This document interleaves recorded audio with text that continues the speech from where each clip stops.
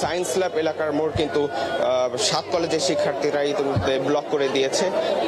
তাদের দাবি, তাদের যে ঢাকা সেন্ট্রাল বিশ্ববিদ্যালয়ের অধ্যাদেশ জারির কথা রয়েছিল, সেটা কিন্তু তারা কিন্তু চাচ্ছে যে অতি দ্রুতই যেন তাদের সেই দাবি মানা হয়।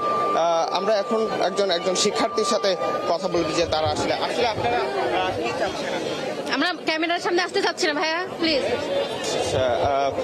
আসলে তারা যে উপদেষ্টা পরিষদের যে বৈঠক 13ই জানুয়ারি যে বৈঠক হওয়ার কথা রয়েছে, সেখানে তারা অতি দ্রুত যেন তাদের যে সেন্ট্রাল বিশ্ববিদ্যালয় হওয়ার কথা, সেটা কিন্তু তারা অতি দ্রুত যে তাদের দাবি, সেটা কিন্তু তারা মানার কথা বলছে। আসলে আপনারা কি চাচ্ছেন?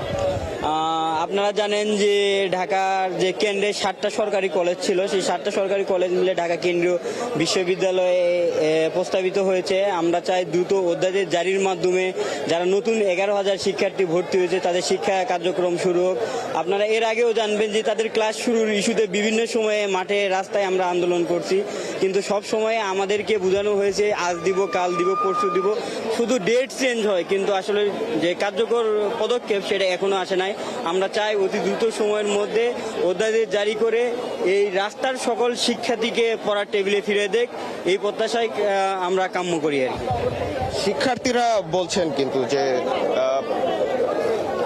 একটি সূত্রের মাধ্যমে তারা জানতে পেরেছে যে আগামী 15 জানুয়ারি উপদেষ্টা পরিষদের একটি বৈঠক হওয়ার কথা রয়েছে।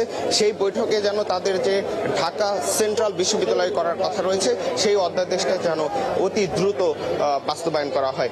শিক্ষার্থীদের অবরোধের কারণে কিন্তু এই এলাকায় যান চলাচল কিন্তু বন্ধ হয়ে গেছে। সাধারণ মানুষ যারা এই রাস্তা দিয়ে চলাচল করে তারা কিন্তু এই রোডটি ব্যবহার করে। ধন্যবাদ মামুন হোসাইন। আমরা ফিরবো শিক্ষার্থীদের এই কর্মসূচির খবর জানতে। দর্শক সহকর্মীরা যুক্ত ছিলেন আমাদের সাথে এই মুহূর্তে।